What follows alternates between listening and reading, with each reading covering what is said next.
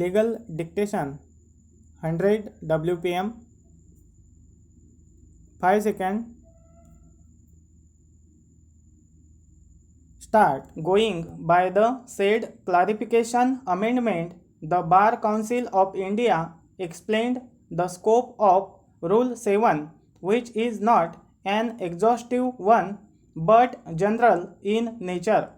A member a statutorily constituted tribunal is prohibited from appearing before the same tribunal or its subordinate authorities after his retirement. However, this is not a bar for appearing other tribunal constituted under various statutes that a former member of Central Administrative Tribunal can appear before the tax tribunal and vice versa. A person who held the post of appellate authority under Income Tax Act can appear before the appellate authority under State Tax Acts and vice versa. Para. Rule 7 bars a person from appearing before such tribunal where he served as a member or presiding officer of that tribunal or before such quasi-judicial authorities in which such officer was a member or was presided over by an officer equivalent to or lower that the post which such officer last held. The rule does not prohibit appearance of a formal executive officer before a judicial officer even if such judicial officer holds equivalent or lower in rank.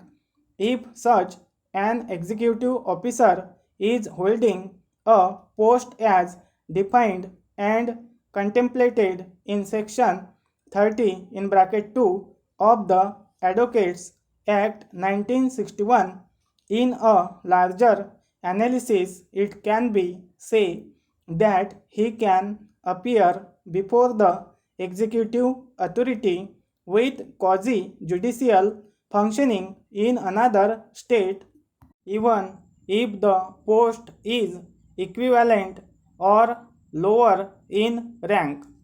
The term officer stated in Rule 7 does not include all executive officers, but it is co-related to the provisions of section 30 in bracket 2, which says such an officer shall be a person legally authorized to take evidence.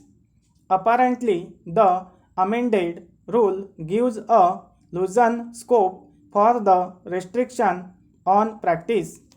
The aspect of territorial jurisdiction of High Court and its correlation to place of practice obviously makes the rule as illogical, since the executive officers under central government service are obliged to serve anywhere in India and many of them have authority throughout the country. Since there is no constitutional prohibition as there in the case of Supreme Court judges in Article 124 in bracket 7, the retired High Court judges are well within the choice of practice anywhere in India except in the state where they acted as judge of the High Court, and it is subject to Article 220 of the Constitution of India. However, they are permitted to practice before the Supreme Court and other high courts only. They cannot plead or act before any statutorily appointed executive or quasi-judicial authorities or other judicial officers in the country. Stop.